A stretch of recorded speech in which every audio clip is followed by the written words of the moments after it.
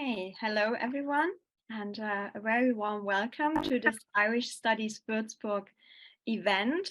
My name is Franka Leitner. I'm a PhD student at Irish Studies Würzburg, and Irish Studies Würzburg has been founded by Professor Ina Bergmann, who's also with us here today, and Professor Maria Eisenman, who unfortunately can't be here because she's teaching.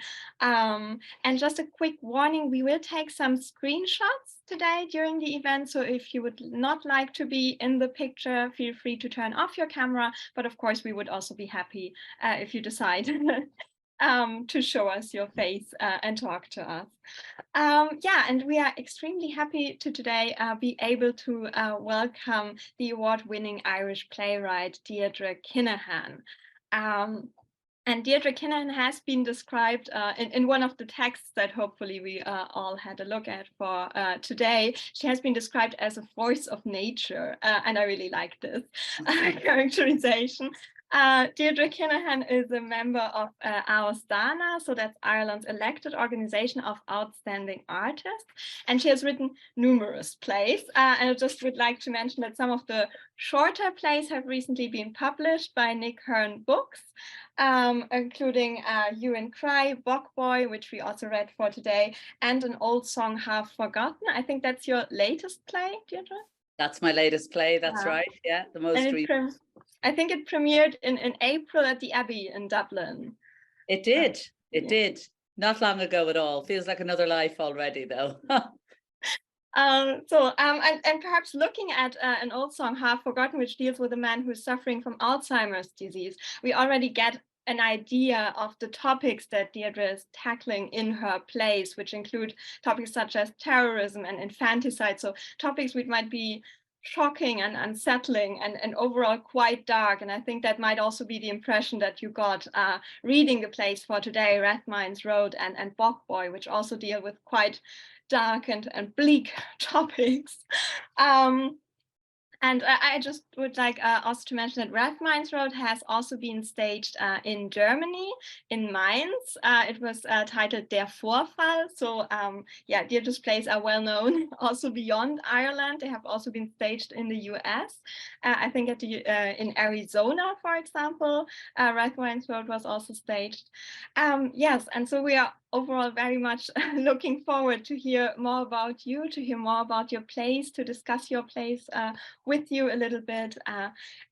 So the floor is yours, and thank you for being here.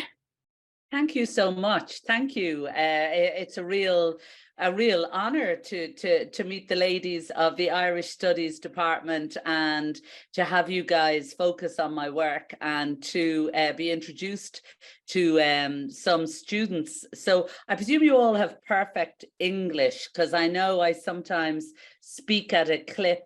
So Marie Claire, don't hesitate to ask me to slow down if you think that I'm kind of racing too far.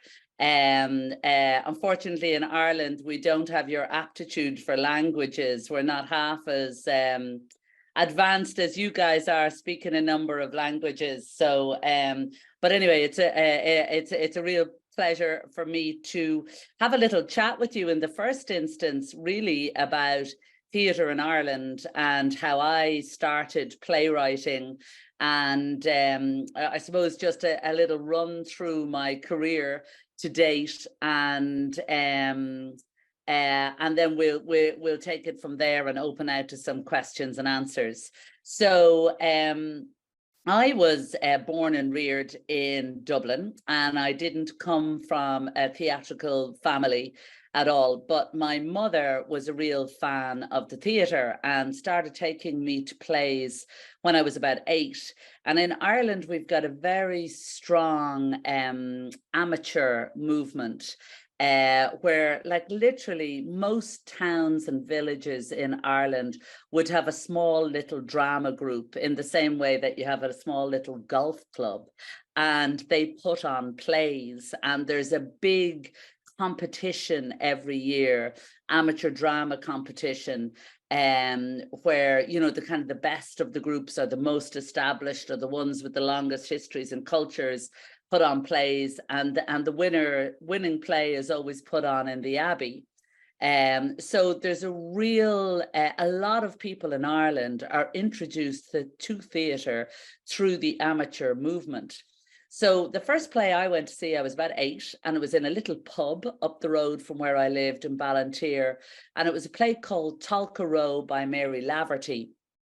And I still remember sitting in the audience as a kid and just being spellbound and, you know, astonished that I was being brought into this world that wasn't my world and into these people's lives. And I was just truly gripped by it as a child and kind of thought, you know, I want to do this. How do I do this? And tormented my mother to send me to kind of speech and drama classes, as they were of the day. And then kind of all through my childhood and teenagehood, I did these drama classes. And I went with my mother to plays in Dublin all the time. And so I didn't come through any university, or I didn't train. I literally, my education was going to see plays all over Dublin. And at the time, you had traditional plays in the Abbey, you had your traditional Irish, then you had a lot of kind of traditional classic English plays in the Gate. There was a great little American theatre called The Focus. So I was seeing a lot of contemporary American work. And then there was an experimental theatre called the Project Art Centre, and that did a lot of new Irish work and also brought over a lot of international plays and playwrights, and began to introduce new forms of theatre into Ireland, you know, kind of more physical theatre and that. So kind of unbeknownst to myself, I was getting this incredible kind of education in theatre just by hanging around with my ma and going to see all these plays. So I was always obsessed by it and really wanted to be an actor.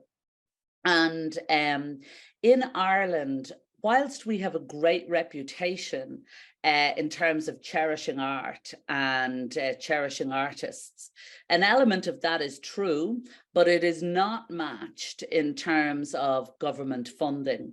So the kind of monies that are available to theatres and players is just doesn't compare with the kind of state funding that you're used to in Germany. For example, in the theatre that I worked with in Germany, in Mainz, I believe that their state funding is somewhere around 35 to 38 million a year. Whereas in Ireland, the amount of money given to the arts year on year, and by the arts, I mean architecture, dance, drama, theatre, music, the entire compass is 100 million. So that's what's made available every year. So it's a small amount of money. So the reason I tell you this is to kind of to make you aware of the fact that there's a very small, tight number of theatres who get regular funding. And when I say a small, tight number, I literally mean about 6. And then there's kind of local county council money goes to regional theatres around Ireland. So it's hard to make a living at it. It's hard to break in. When I was emerging in my 20s, and realized, right, I really want to be an actress, I really want to be a playwright, I really want to make theatre. Because I didn't kind of come through Trinity or come through any of those usual doors, I couldn't quite figure out, what do I do? How do I muscle in and make myself central to this fantastic movement? So what I did is what an awful lot of people did in the 90s, is I just set up a little theatre company myself. And when I say that, myself and a friend literally put about €400 into a bank account and decided to put on a play called Lettuce and Lovage by Peter Schaefer. Got friends of ours from the amateur drama movement and a few who had aspirations to go professional to design it and direct it. And we put it on in a small little space near Dublin Castle. And we were both pretty good actors, and it was very well received. It had never been seen in Dublin before. And it's a really funny, brilliant play. So we got a great bit of encouragement from reviewers and from audiences. So from that, we started doing our own plays. We did a couple of plays by Samuel Beckett and Edward Albee, and just plays that we loved, that we wanted to perform in. And I became more and more aware of the fact that there were very few plays with really good parts for women, very few plays that kind of worked out of the female psyche, and very few plays by female playwrights, national or international. So I and kind of suggested to Maureen that we as a theatre company start trying to produce female playwrights and find female playwrights. So that is what we began to do about 2000, 2001. And in tandem with that, we were only getting like small monies from the Arts Council. You get a little few bob here and a little few bob there. So we were subsidizing what we were doing with other work. And one of the other jobs that I was doing at the time, I was a qualified teacher. I'd done a degree in English and history. And I used to kind of teach kids that were expelled from school, couldn't handle the mainstream system. And I also taught for an organization called Ruhama Women's Project. And Ruhama Women's Project in Dublin in the late 90s was a fledgling little organization that wanted to support women who'd worked in prostitution in Dublin all their lives. A lot of them being much older women who lived and worked on the streets and really had been exposed to some horrendous violence and abuse. And Ruhama was trying to help them train so they could get other jobs to support themselves. And I knew the woman who was a nun who was running it. And she asked me, would I do drama classes with the ladies? So I was doing that, and I was doing kind of basic literacy. And I got to know these women very well. And they were an extraordinary community of women. And they used to come and see some of my theatre company's plays. And then at one point, one of them, Martina, said, Deirdre, would you write a play about us and our lives, what it is to be a prostitute in Dublin in 1999 and the kind of pressures and stresses we're under? And I said, well, I'll tell you, I'm more an actress than a writer, but I'll bring in a writer, I'll bring in a director, and we'll put something together and we might devise and make something with you. And all the women just said, no, we trust you. We want you to write it. So the first play I wrote was called Bécarna, Women of the Flesh. And it's in that book that Marie-Claire showed you at the beginning. So I wrote it in 1999. And it was a play about 5 women who worked as prostitutes in Dublin. But it wasn't voyeuristic. It wasn't about their, the kind of sex work that they participated in. It was more about the psychology of them as women, daughters, sisters, lovers, and how that life and that person and that psyche was deeply impacted by society's response to prostitution and all the hypocrisy around it. So that was the first play that I wrote in 99. And again, we did it in a small little new writing theatre called Andrews Lane in Dublin.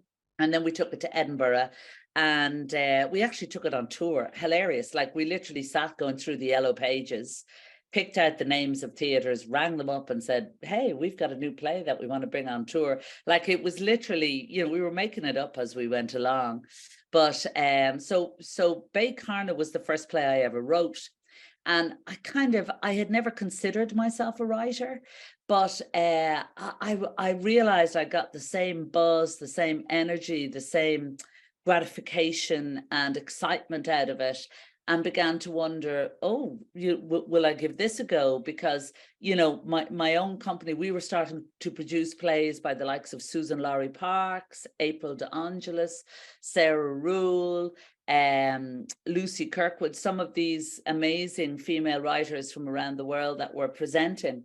So I started to write in tandem with that. And as a little company, we were gaining ground and getting some small parcels of funding.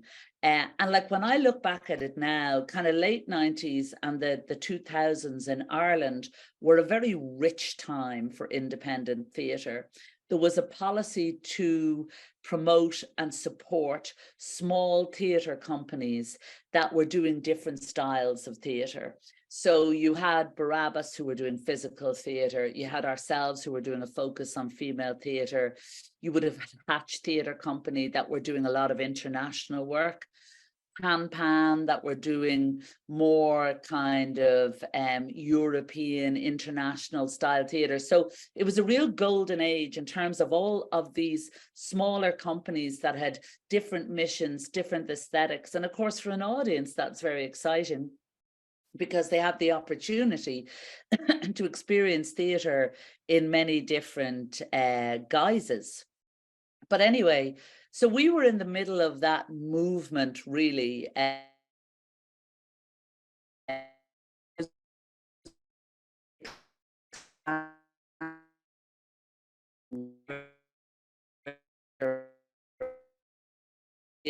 So I continued on my little road, you know, writing plays about subjects that or characters that interested me, or that I thought needed a voice. And I wrote a play called Passage, which was about identity, and it was a young gay woman who couldn't quite figure out who she was in the world, or what her path was, and she learned a secret about her mother, and that was one of my early plays. Then I wrote a play, Knocknashee, and Knocknashee was about a disabled man in Ireland who befriended a young girl who was a drug addict, and they befriended an old man with mental health issues, and they were all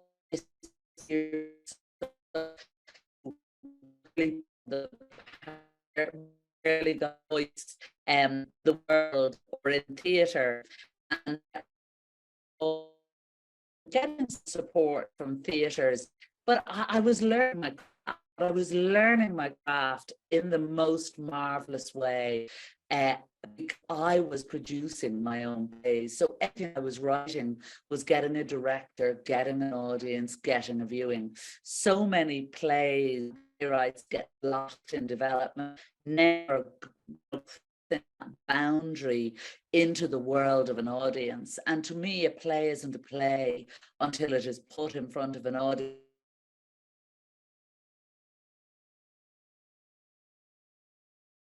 I don't know, maybe we can, do you want to pose a reader response question until Deirdre comes back about the people's reading experience? Oh, yeah, and perhaps someone from my class would also like to talk about their reading experience with the two plays.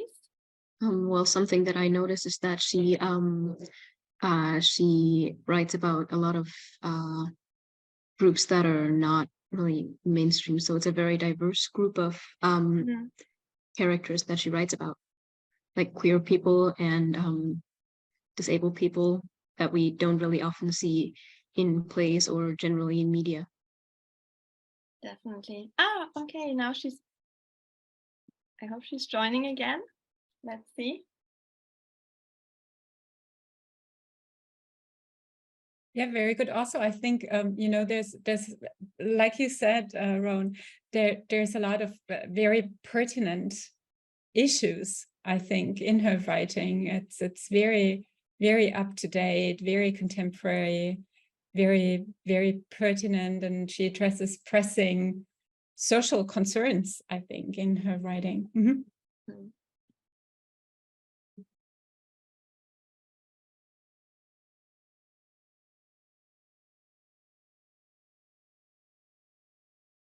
Does anyone else have any reader response or any observations? I mean, reader responses, you can say you liked it or you disliked it. We may ask you about your reasons, but it's not you don't have to give a scholarly or literary studies answer to that. So did you like what you read?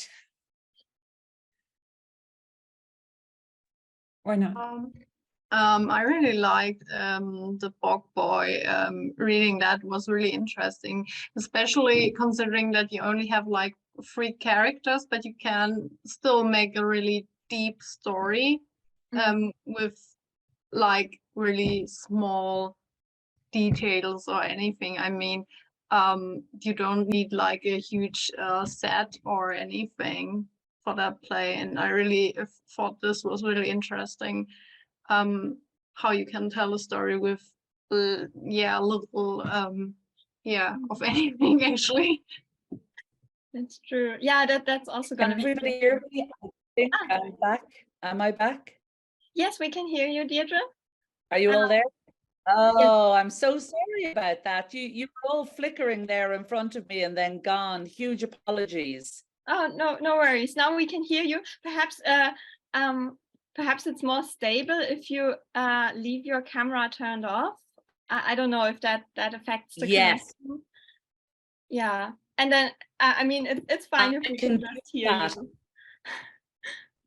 Okay, if you're happy with that, you can try and turn it on when we're doing the Q&A as definitely. well. But yes, maybe you're because sometimes that's yes, because sometimes that helps. Well, I'll just continue on with where I was at. I could hear somebody there speaking about Bog Boy, which is I know is a play that you read. And actually that character, Bridget, who appears in Bog Boy, in that very early play that I wrote, Knocknashee, but she was just a smaller character in it. And I always felt I didn't really get to grips with her story, or I didn't, do her due diligence. I went back to her in the play Bog Boy, and I often do that with my plays. Characters who inhabit plays in a smaller role kind of haunt me and stay with me, and I bring them back then and maybe give them a central spot.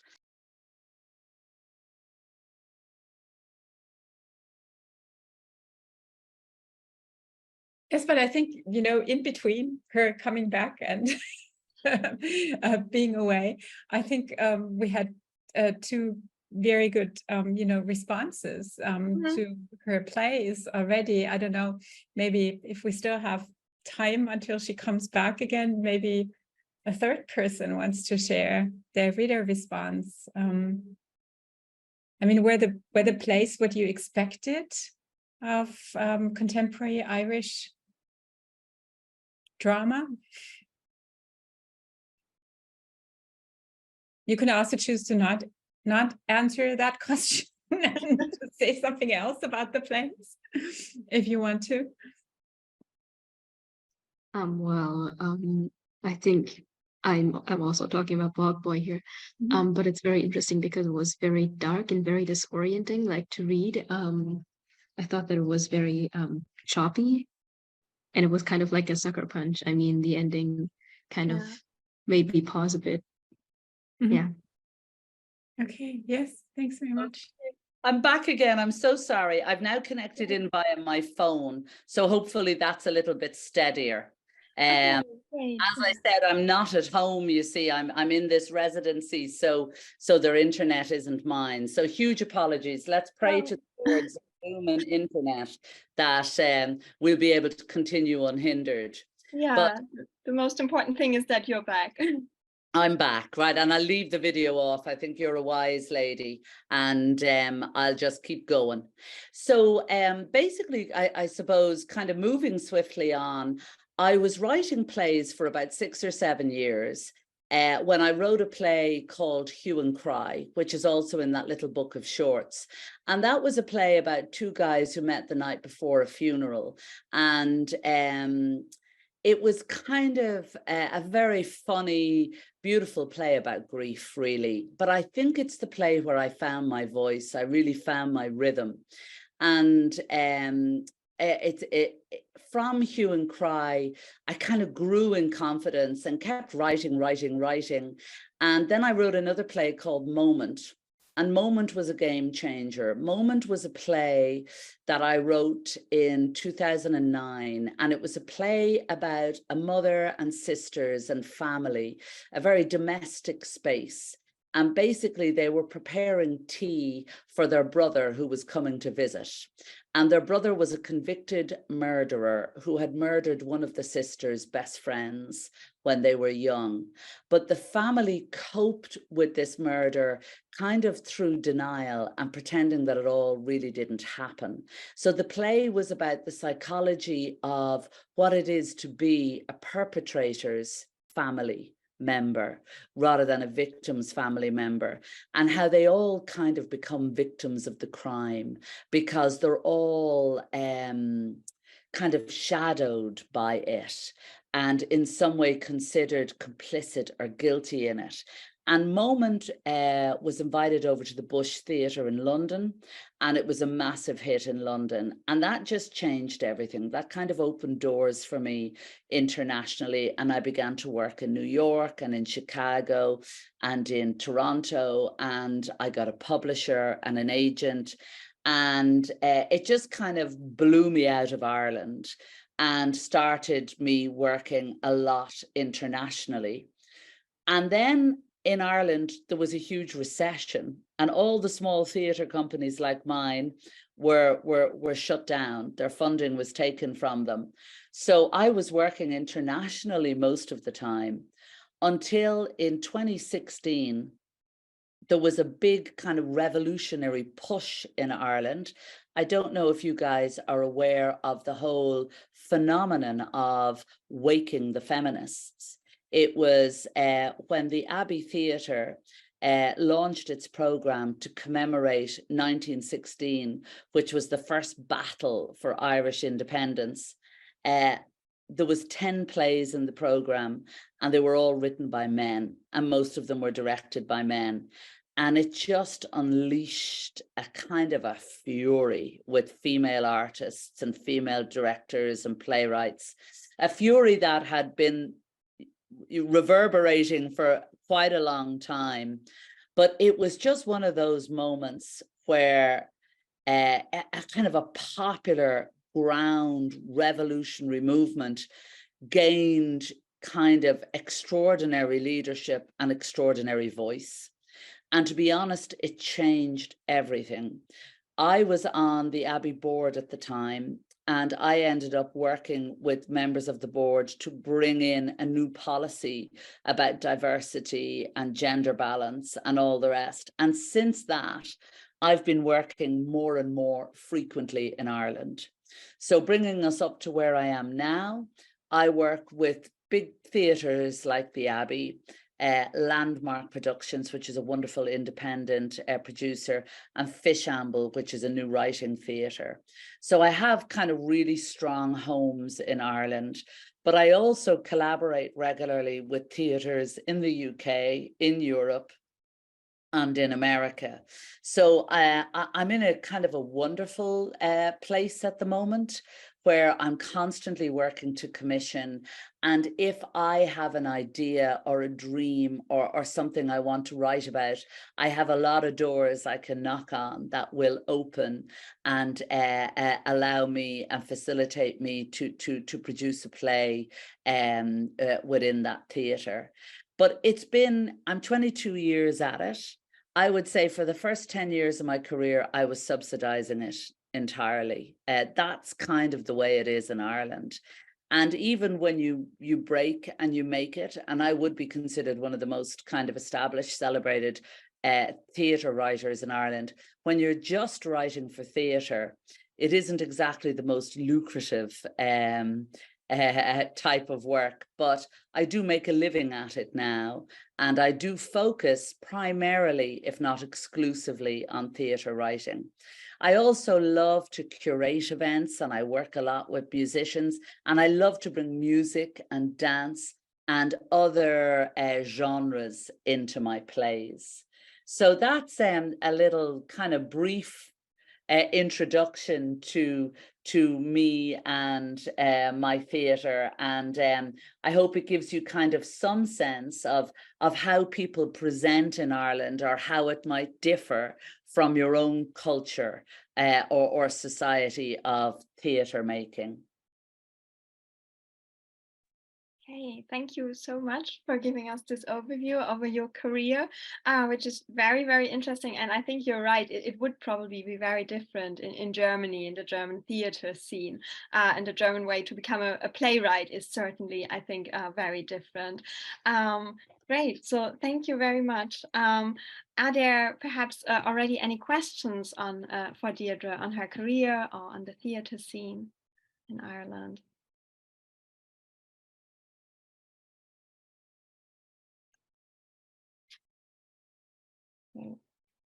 Otherwise, we could also move on to perhaps the 2 plays. We already started asking for some reader responses while you were away. Excellent. I heard that. Thank you so much. Hopefully I'll be able to answer any questions there or get a discussion going. Yeah, great. So I asked my students to also send me some of their questions, but I would, of course, prefer it if they ask them themselves. So I would encourage everyone to speak up and ask Deirdre a question. You can just unmute yourself if you like.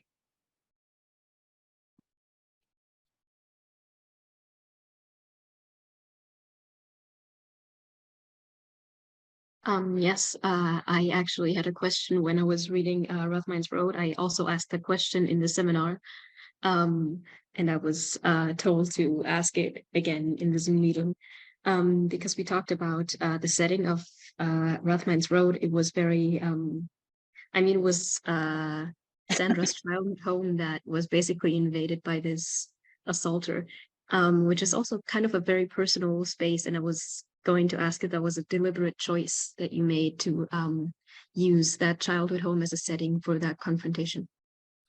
Hi, Rowan. How are you? Thanks very much for that question. Yeah, indeed, a very insightful question.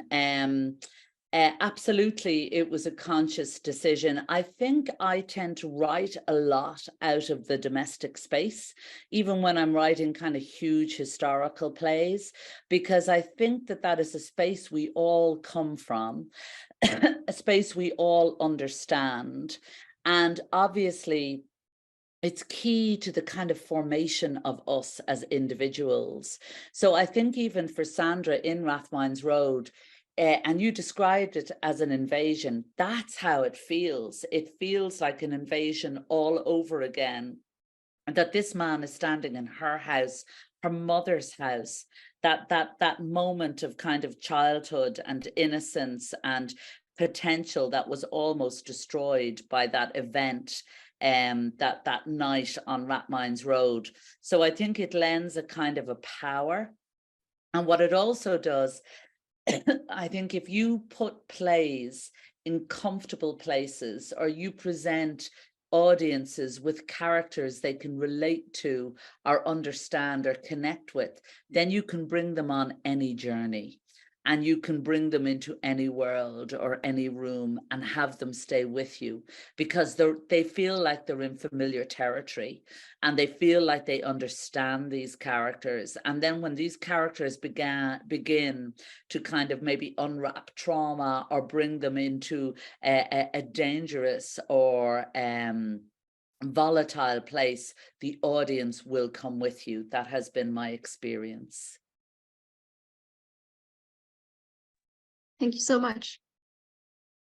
Yeah, I think we also talked a lot about this aspect also in class, that these are very familiar settings. I think you also said in one of your interviews, you want to give people this familiarity, this kind of this kitchen table or the scene that they know, and then you bring in the shocking things, the trauma, etc. And we kind of made a little comparison in class of your plays with some plays of In Your Face theater, which does a very different thing, which does not give you these characters that you can identify with, or these familiar domestic scenes, etc. And I think the emotional reaction is then very different. Absolutely, absolutely. And, you know, wouldn't it be very dull if there was only one way to tell a story, or one way to crack open a nut, or one way to, you know, tear away at a question? I really believe in the validity of every style and type of theatre, and I'm often deeply moved by more avant-garde, less realistic styles or types of work. Thank you. Is there another question? Yes, I have a question. What was your intention writing Bog Boy? So why did you write it? What were the reasons? Hi, Hannah. Thanks very much for that question. It's nice that I have your names here and I can invent faces. But Hannah, I'll tell you, it's a good little story behind it. I was from Dublin, as I told you earlier on, and I moved down to County Meath, which is about an hour north of Dublin. But in Ireland, we always say down the country, even if you're heading up the country. But I moved to County Meath, and I was living in a little cottage. And at the back of my cottage is an old bog, Orristown Bog. And I used to go walking in the bog all the time with my dog. And a bog is a very unique landscape, very peaceful, very beautiful, very dark and brown and grey and kind of a muted green. And one day I was walking through the bog and I saw this bunch of very vivid flowers. And it was really quite striking. And I couldn't understand what this bunch of flowers was doing out in the middle of this wilderness. So I kind of hauled myself across the field with the dog, and attached to the bunch of flowers, there was a Polaroid picture of a young boy with a big handlebar mustache and a kind of a hooded jacket. And he was smiling out of this picture. And I just thought, this is bizarre. Who is this boy? What are these flowers doing here? What in the name of God is it? And off I went home thinking about it all the time. 2 or 3 days later, I was back in the bog and the flowers were still there, looking a bit tattered at this stage, but it had been raining. And when I looked at the photograph, it was all faded from the rain and the sun. And I was saying, who is this boy? And it's like he's disappearing in front of my very eyes. And at the time, it was around 99, 2000 in Ireland.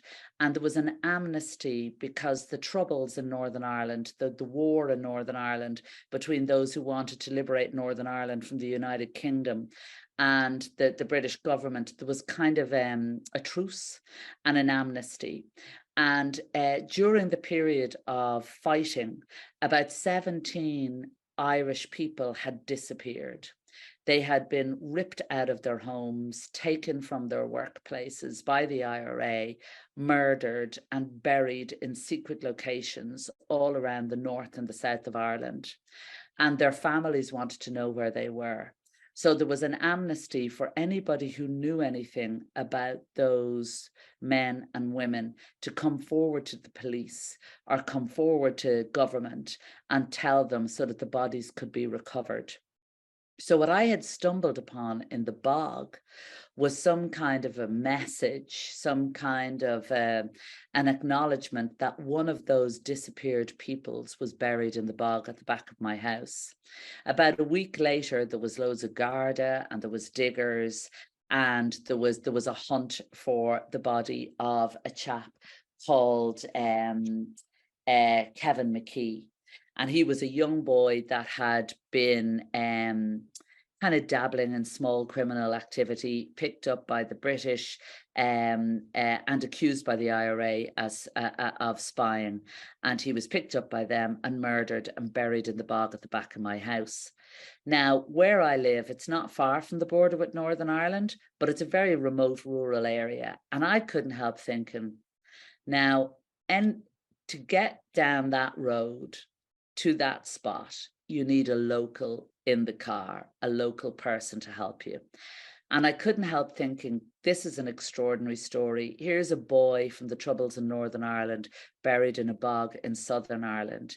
It just speaks to the complicity we in the South have with the war in the North. but also how we turn our back on it and don't acknowledge this burial ground and this space. And I began to think a lot about that. And I had the character of Bridget and her story of being a recovering drug addict who was trying to get off drugs and pin her life back together from an earlier play. And I thought, this disappeared boy in the bog in County Meath is like the disappeared character Bridget, who befriends a disappeared character, Hughie. And then as the play unfolds, we tell the story about how Hughie was complicit in that that killing of that young man. So I suppose for me, it was a theatrical response to the tragedy of the continuing war in Northern Ireland, and that they were the kind of reverberating impulses beneath it. And also it felt very interesting to me to present a play where characters who are from the same community, they're all Irish characters, yet they kind of inhabit different worlds, because you're walking down a street in Berlin or in Dublin or in Toronto or anywhere, and you're living your life, and you've got your set of economic circumstances, you've got your culture and your family history and everything that makes you. But the person on the other side of the street can have a completely different experience and attitude to life. And sometimes in drama, it's really interesting to put people from different worlds, but who still inhabit the same time frame and world, together into a room or into a field or into a place, and explore the kind of unity and the difference at the same time. So that was really the story under Bog Boy. And I wrote it initially as a radio play, and it was very well received. And then I got an opportunity to go back and write it as a piece of theatre.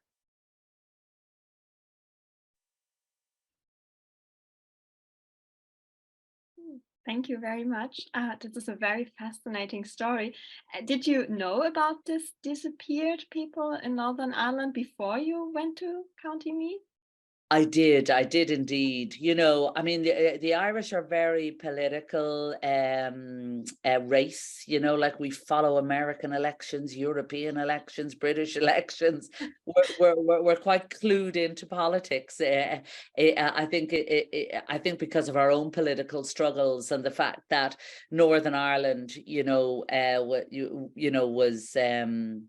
was divided from us at our time of independence. And it's a very big bone in the Irish psyche that, that we kind of failed the community of Northern Ireland because we allowed partition, and then the war rumbled on and continues to rumble on. So there was a very famous story, like there's such tragic stories. A woman called Jean McConville, around the same time in the early 70s, was she was a widow with 10 children living in a block of flats in Belfast. There was a shooting outside the flats. British soldier was killed. She went out to give him a drink of water, to cradle him, and then she was accused of being a spy, and she was one of the disappeared, and she was murdered and buried in a beach in County Louth, and her 10 children were left without a mother. So there was an awful lot. So we in Ireland would be very aware of these stories, but it was quite extraordinary when the amnesty came into being. And I suppose there was a lot of reconciliation, like looking at, how there's two sides to this war, I suppose that Bog Boy unwittingly became a part of that. That's really fascinating, because I think many of the students had definitely not heard of the disappeared, and I think I encountered the term for the first time sometime last year when I read a book about Northern Ireland, but I think it's not something that people in Germany are very aware of. I think there was a really interesting question on Bog Boy, on the names, if the person who had a question on the names in Bog Boy would perhaps like to speak up. Yes, so it was me. It kind of was already mentioned by you.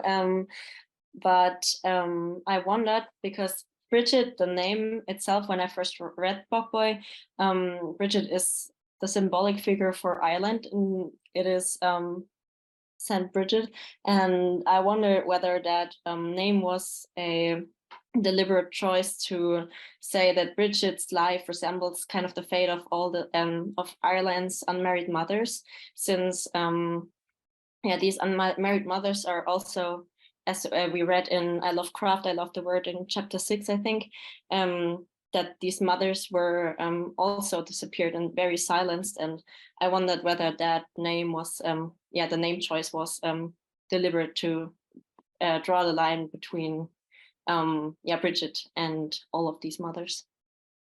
Lovely, Eva Maria. Thank you very much for that question. I mean, yes, indeed. I mean, I love names. I spend a long time with names, and it feels like a real privilege as a playwright to be able to name characters or dig up names and give them a new life. For example, I have a play at the moment called The Savior, and in it, the character is talking about her experience of a Magdalene laundry, of a mother and baby home, and she talks about a young woman called Annie Cohen who dropped dead working in the laundry. And Annie Cohen is the name of one of the children unearthed in Tuam, which was a big kind of scandal here, where a grave of children was found in County Galway at the back of a convent. And I mean, they weren't buried properly at all. They were just kind of wrapped in cloths and thrown into what turned out to be a septic tank. And I mean, the tragedy of that, the lack of respect and love for those children. And I thought, well, I just went through their names and took one name, Annie Cohen, and I said, I can give her another life and bring her back out into the world. So I think that's a kind of a great privilege as a writer or a playwright. And indeed, you're spot on. Bridget is a very popular Irish name. It's synonymous with our kind of female patron saint. And also very synonymous with the old kind of Celtic mythology and goddesses, you know, who were very powerful in our pagan pre-Christian world. But yeah, I think in a lot of my plays, you know, in Bécarna and in Bogboy and in The Saviour and in RATHMINES Road and in many, many plays, I am looking at women and how women have been deeply repressed, really, by a very conservative, feudal, economic and religious and political system. So and Hughie is also a very it's a very old Irish name. It's also my brother's name, and Darren is the other character, and Andy are more kind of contemporary and innocuous names. But yeah, I think, and it's really interesting, there's a really good podcast available at the moment, and it's called Bad Bridgets. And it's two women from a university in Belfast. And what they do is they tell the story of a lot of Irish women who emigrated and instead, you know, who didn't do well. So we always hear about the people who, you know, kind of made it in New York and who, you know, set up great charities or, you know, big businesses.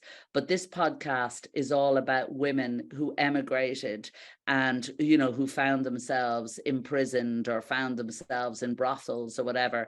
And they were literally known in the States as the Bad Bridgets. Because Bridget was considered such a typical Irish name. It was kind of like Bridget and Paddy. So yeah, spot on. Thank you. Great, thank you. Thanks so much. Is there perhaps another question? It doesn't always need to be people from my class. Of course, we also have other listeners who perhaps also would like to ask a question. Sure. Yes, Frederick Jan Brockmann would like to ask a question. Please just unmute yourself.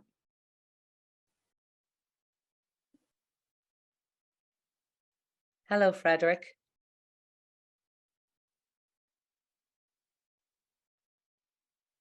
Frederick, we can't hear you. Oh, yeah, now. No, okay. You can hear me? Good. When I read RATHMINES Road the other day, it really kind of hit harder because of the sort of the Rammstein sort of affair right now, because it really sort of because that's sort of really prevalent for me. It really helped me sort of understand also emotionally understand like how rape experiences and the conflict between our society's view of rape and how the individual perception of it is so very distorted, and I would say, and that's something that really got me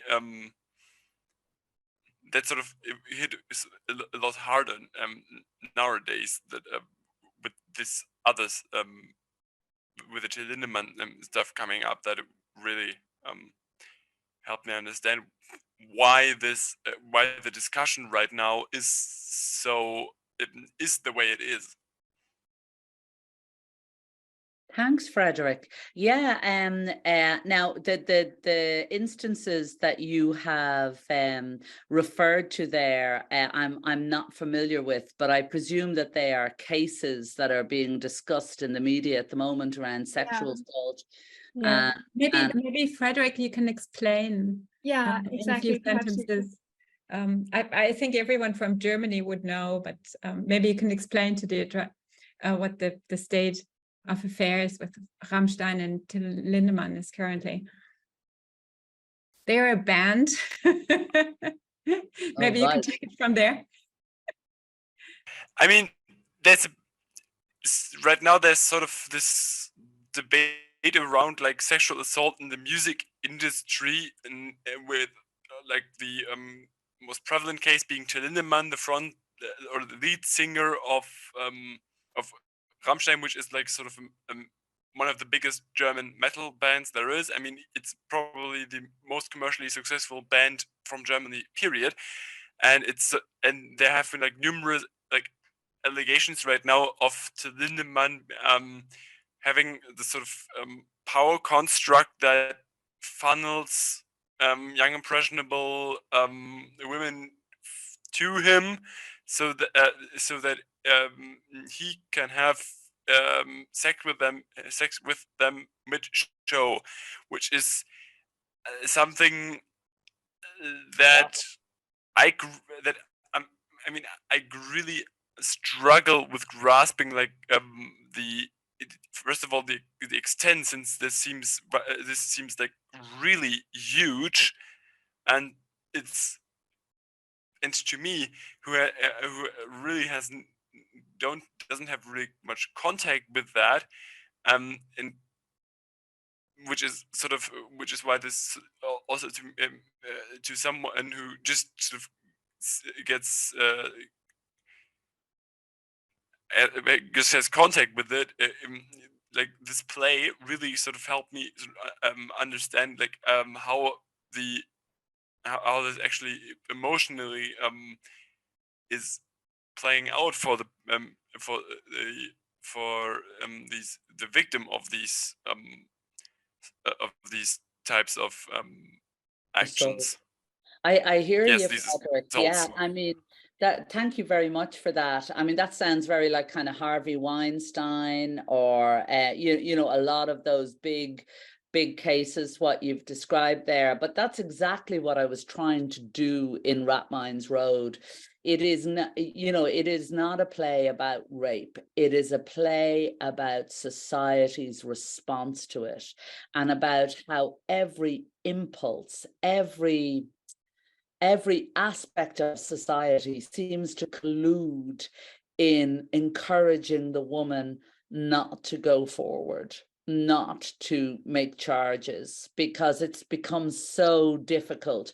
It's like the victim of the rape becomes the perpetrator. If she takes charges, that she's ruining some man's life, she's ruining some family's life, she's bringing shame on a particular community. And it's that kind of endemic misogyny that lives within the patriarchal communities and societies we all live in, and how women shudder and struggle, and an awful lot of men shudder and struggle within it. So I think the impulse for me in writing RATHMINES Road, I was very influenced by the Brock Turner case, where it was this young 19-year-old American boy was found sexually assaulting a drunk girl who was unconscious after a party. And he was literally, two other kind of party goers found them, held him, the police arrived, he was caught red-handed, but still in the trial, the whole focus was on her and why was she drunk and what was she doing there.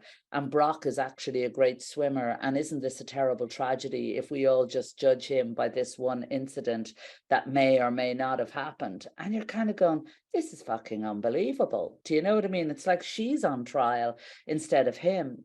And then I went on to the Rape Crisis Centre in Dublin, and I read, they've a lot of testimonies there from women about their experience, and the kind of patterns of experience I found astonishing. You know, that the first question is always, you know, did you report it? Did you go to hospital? Did you do this? Did you do that? You know, as in it's beholden to the victim to, you know, do all of these things. And, you know, she's put under the spotlight.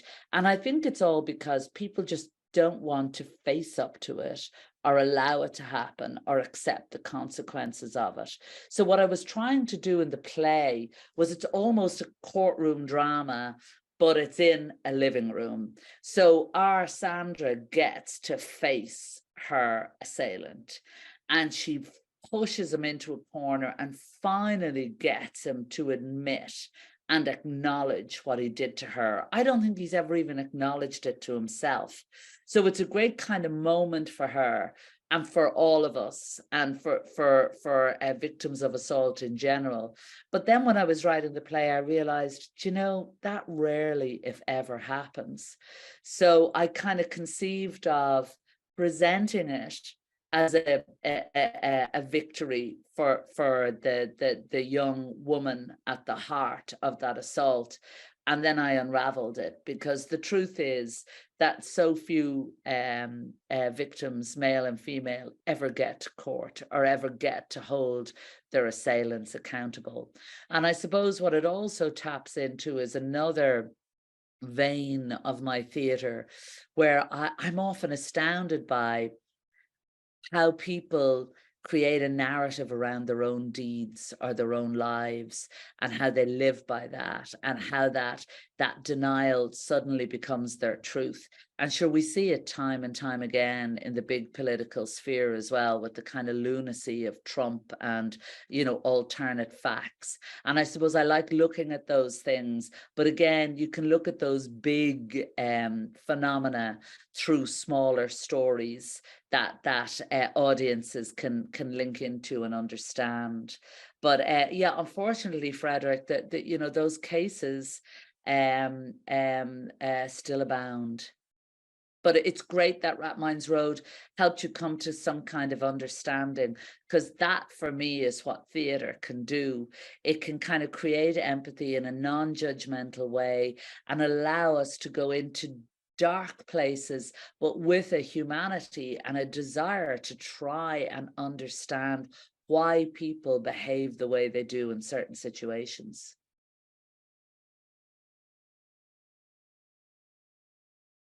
Thank you.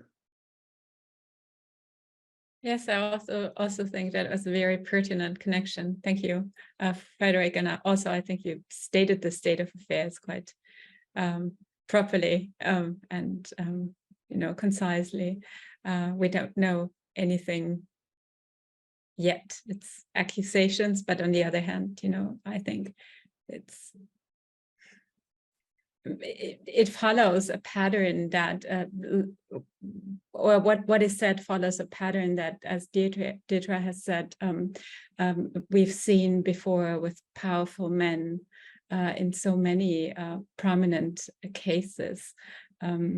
it's really disturbing. Yeah. And it's great that, you know, Deirdre is taking these issues up in her plays, and then we can consider them on stage. It's also, I think it's, you were saying it, you know, we can consider it in a way that's also a bit apart from, or yeah, away from the reality. So it's really, you can process it better than in, you know, what you read in the news, which is often devastating. You can play it through in a play. Yeah, I think I really do. I think that's why, like, I you know, I never kind of set out to write about you know, issues such as these, but my own experience as an audience member of theatre is, you know, that theatre can provoke and it can challenge and it can open up windows into worlds you may never traverse. But it does it both in a thrilling, entertaining, deeply provocative, and safe way. I mean, Yeah. you know, like I even remember my husband works with, he's a social worker, so he works with a lot of kids who come from very damaged, you know, dysfunctional homes. And he used to have a little, a lot of his work would be kind of through football and sports, but there's always those kids who aren't into football and sports. So he had a little kind of theatre group going. And a lot of the residents, you know, younger and ex-residents used to meet and go to plays. I'd recommend plays in Dublin, and Gary would bring a gang of the lads to the plays. And I remember when some of them came to Moment, which was my play about the guy who had murdered the girl next door. And it's a very funny, tense, domestic drama, but it's really tense because everybody's lying to each other all the time and nobody's speaking what they're thinking.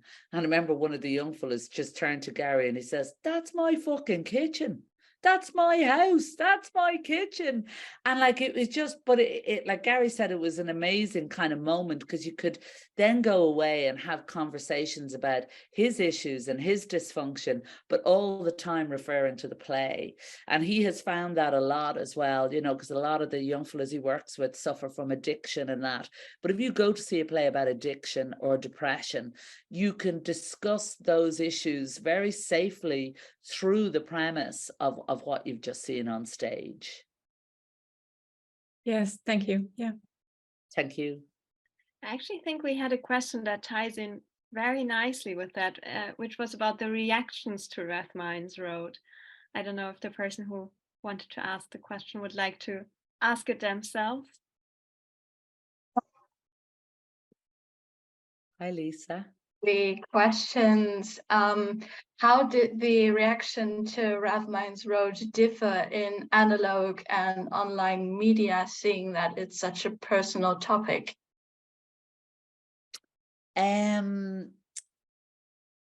So when you mean, so there's reactions online on Twitter and Facebook and that, and then there's also the reactions within the theatre and people coming up and talking to me and some of us afterwards. Is that what you'd like me to talk about, Lisa? Yes, as well as the reaction in like traditional media, like newspapers and stuff like that. Oh, interesting. Very interesting, Lisa. Yeah. The reaction to RATHMINES Road in the theatre, and as a playwright, I love going in regularly and sitting in the middle of the audience to feel their response and get a sense how they're reacting to the play. And certainly, I think people were deeply conflicted in it and deeply moved by it. And I remember one woman came out and just looked at me and said, "I feel like I've been through a mangle." You know, those kind of mangles they used to use to dry clothes. You know, she was so, you know, so kind of dissatisfied by it in the best possible way, because I made that decision to give Sandra her day in court, get her to a point where she pushes that man to admit to himself and to her what he did, and then I unravel it, you know? So it is a consciously, deeply unsatisfactory resolve, because that is a truthful reflection of the truth of that issue. So I had an extraordinary experience where one elderly lady came up and put her hand on my arm after RATHMINES Road, you know, with tears in her eyes, and said, that was me, that was my story, and I never told anyone. And I hid it away, and I never had the courage. And I'm just so grateful to you to kind of put it on stage in that way. And I have to say, I don't know what it's like in Germany, but Irish audiences are very generous and really, particularly outside Dublin, they kind of really invest in a play and you know, really personally take it on board and meet with you and love to have a chat with you about how the issues affected them or how the play affected them afterwards. In the mainstream media, I think like the word theatrically was very good on it, online and that, but I suppose the mainstream media was interesting in that one or two of the reviewers it was in the middle of the Me Too movement, kind of said, you know, Deirdre Kinahan in this play wouldn't really encourage anybody to go to court or to, you know, follow through on an accusation. And that's not good in a time when we need women to kind of stand up and, you know, address their assailants. And I just kind of thought, my God, what arrogance. Here we are once again. It has to be the women who come forward and, you know, sacrifice their identity, their peace of mind, their, you know, sanity in order to get society to move into a place it needs to move to, you know, because like one of the patterns I came across in RATHMINES Road, and I wouldn't say there's a person on this talk who wouldn't know or understand this, is that women and men who suffer this, you know, are not inclined to face it because it is deeply traumatic, and it also does really compromise their relationships with their own family, with their own husbands, and with themselves, because will they always be labeled by that event? Will it follow them around forever? You know, that was the woman that was raped, that was the woman, you know, she took him to court and it did or it didn't, you know, pan out. It's a massive thing to do. So I think I really explore that in the play, particularly in the final scene when Sandra's husband Ray is going, but are we all a lie? Because you never told me that, because you lied in that way. I don't know now what I believe about you. And it's very difficult for people to, you know, to you know, present their own vulnerability in that way, and to make themselves vulnerable to a system that is set up to make it really difficult to get a conviction. So I suppose the response, you know, theatrically, I think people artistically were very impressed by the play and the production, but there certainly was a kickback against how I wrote the play and how I positioned it. But I think that they're interesting things. As a playwright, if you're provoking a response, be it good or bad, that's a good thing. I hope that answers your question, Lisa.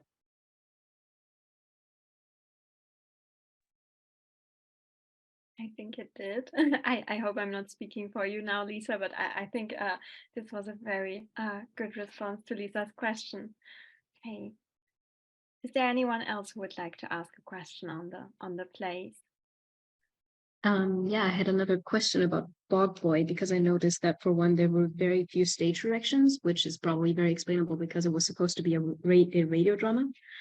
But on the other hand, I noticed that while reading it, there's often like a new paragraph with a new line. So you have like somebody says a sentence and then it's a new line and then it's another sentence. And I was wondering what was up with that because I know that it's not a pause because there's also pauses are also indicated. So I was wondering if that was like just a shorter pause or if that was if there was some sort of meaning behind that as well. Thank you very much, Rowan.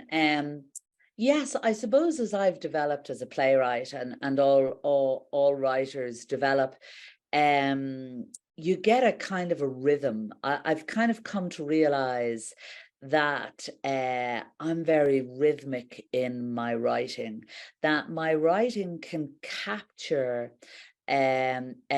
realistic speech and all the hesitancies and you know, little confusions that can exist within it. I have a good ear for dialect and how people communicate with each other, particularly in difficult circumstances, and I can mine that both for comedy, poignancy, or shock. You know, they're all little kind of tools of the trade that you learn and you hone and you craft as you write.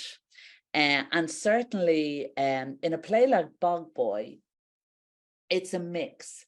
You both have the scenes, you know, kind of between Hughie and Bridget, and then Bridget and Darren. And then you've got this kind of monologue of a letter. So it allows for two types of language, the kind of poetry of the letter and her memory of Meath and what it meant to her, like the bog is a place where the world opens up and sighs. That's a very poetic kind of thought that you wouldn't necessarily put into somebody's mouth, but the style of the play allowed me to write in that way in her letter and her monologue and her storytelling. And then the scenes were kind of very real and hesitant, particularly because Hughie was one of those monosyllabic oak style Irish males who really, you know, speaking isn't his forte. And that also tells us a lot about him. He lives on his own in the middle of the country and he just doesn't generally mix with people. So as a playwright, you can play with language in all sorts of ways and use it and use the way it is used by your characters to tell the audience a lot about the world or the characters. And in terms of stage directions, yes, Bog Boy was originally written as a radio play and then reconceived as a theatre play. But actually, I'm quite well known for not having an awful lot of stage directions in my plays. There's a good bit early on in RATHMINES Road because it's a little bit like a farce, while I kind of entrap them all in the one room and make things go really wrong so that then we get to a point where the reveal can happen. But generally, I've only ever written for theatre. I go to plays all the time. I read plays all the time. Theatre just, it's in my pulse and in my heart and in my head, and it's how I see things and hear things. And so I think I'm kind of confident enough to let the dialogue build the world and build the pictures. But I think that that's a kind of a craft that I had instinctively, because I was always a bit of a storyteller as a kid, and then I just honed as I went along as a writer. And I suppose now I understand in a way that I probably didn't really understand when I was writing Bog Boy. Thank you. All right, thank you very much. So now that we talked a bit about stage directions and staging, perhaps now would be a good moment to look at some of the pictures you sent me of your productions and how they were staged. Would that work? Yes, why not? Lovely. Because I think, what have we got, about 15 minutes left, is it? Yeah, I think so. And then we could have a lovely conversation. I'm so sorry I had to turn off my film, you know, but hopefully hourly it's kept you interested, because the questions are superb. We can hear you very well, and we can Thank you. listen to Thank all your you. answers. Okay, then wait a moment. I share my screen and I share some of your pictures.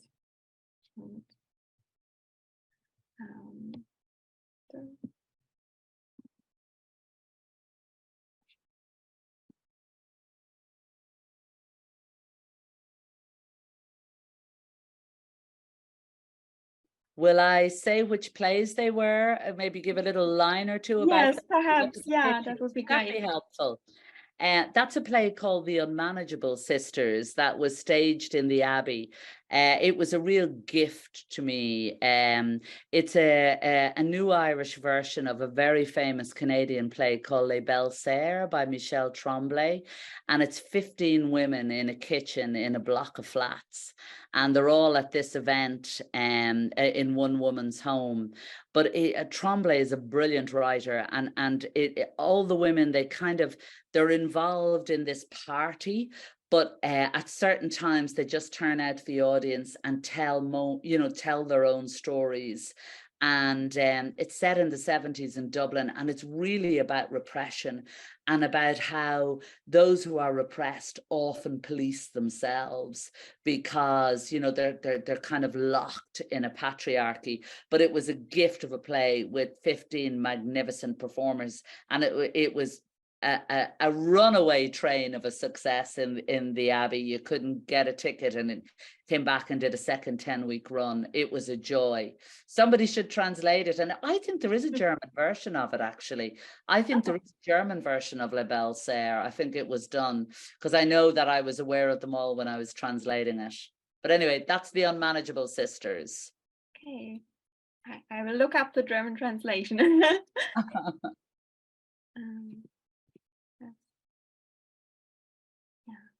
And that's Rathmines Road, which you've all read.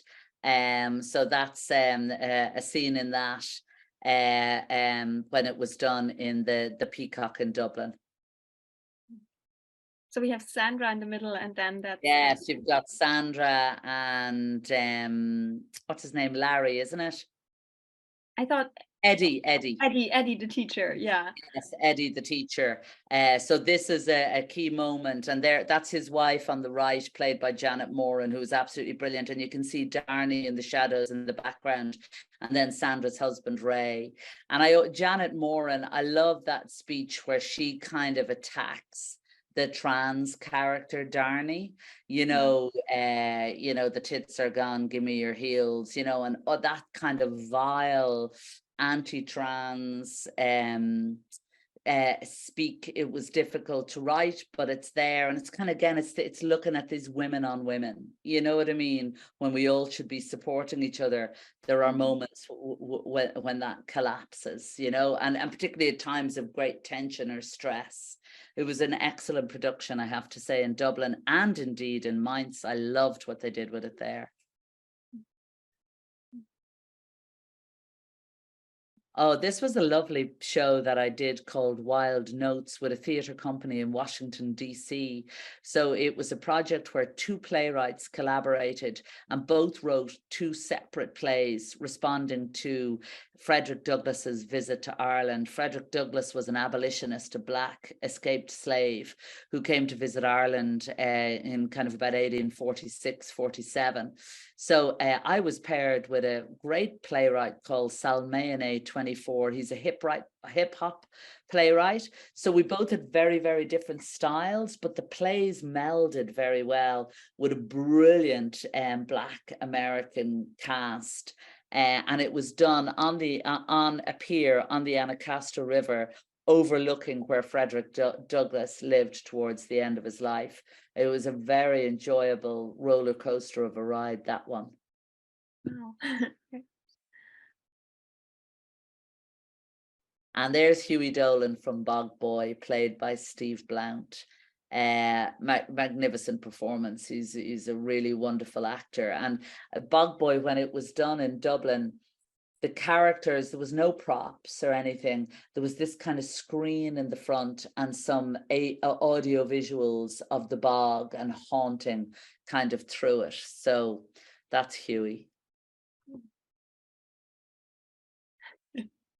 Yes, this is a play I wrote as part of the Decade of Centenaries. In Ireland, we've spent the last 7 years commemorating our war of independence against Britain and our freedom.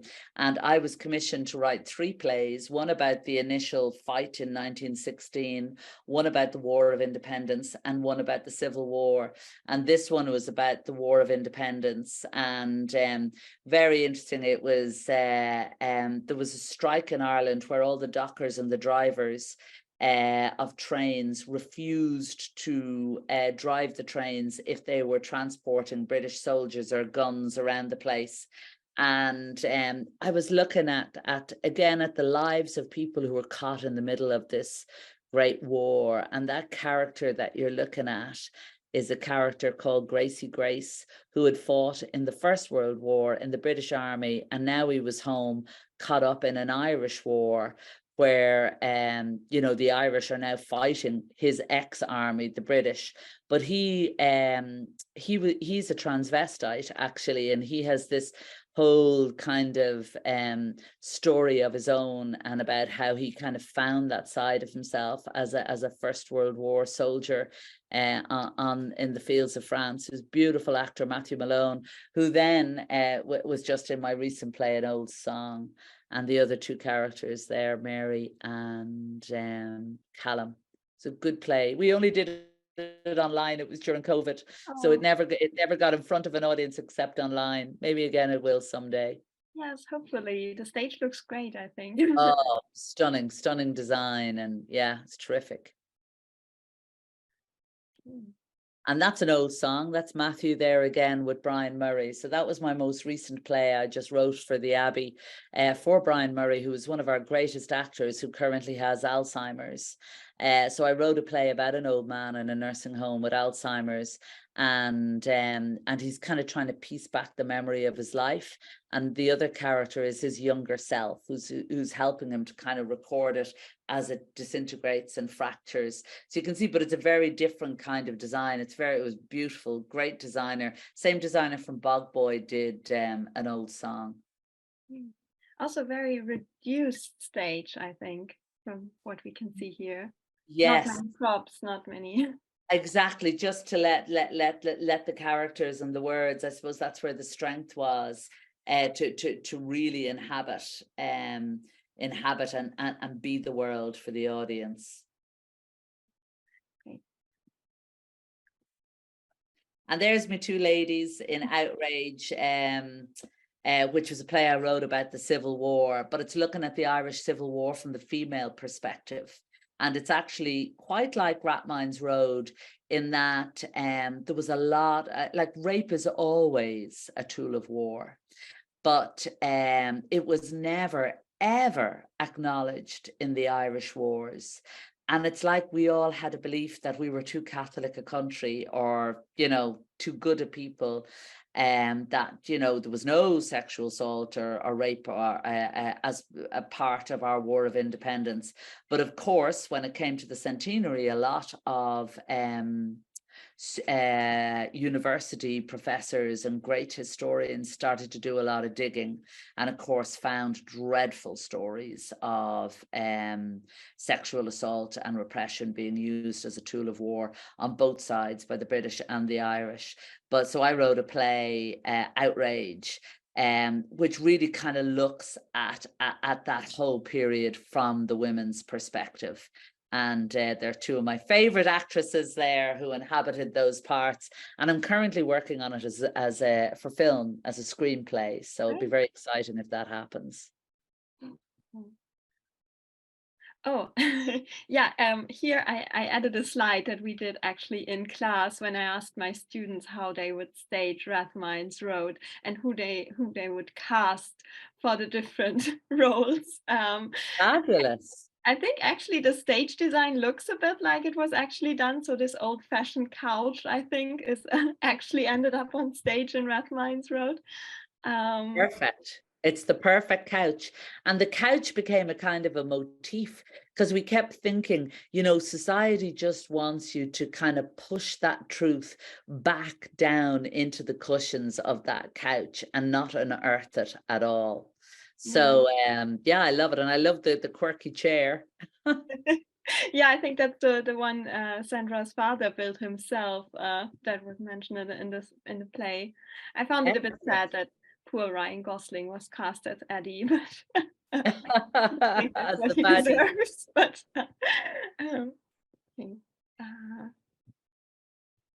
Thank you. Great. yeah. Lovely. It's lovely to have you delve so far into my work. It's a real privilege, and the questions today are just superb. They make me rethink them all, which is always a good thing. Yeah. I think we are already at the end of our session, of our workshop with you, unfortunately. But yeah, I would just like to thank you so much for answering all our questions and telling us so much about Irish theatre, but also about what's going on in Ireland, how is that reflected in your plays, how your career developed, etc. I think that was very, very insightful and very interesting for all of us. So thank you very much for coming here today. Thank you so much, Franca. I'm going to risk turning on my video to say goodbye to everybody and to apologize for the upset with the internet. I'm so glad we got back on track, and I really appreciate your interest in my work. And hopefully you'll see another one at Mainz pretty soon or elsewhere.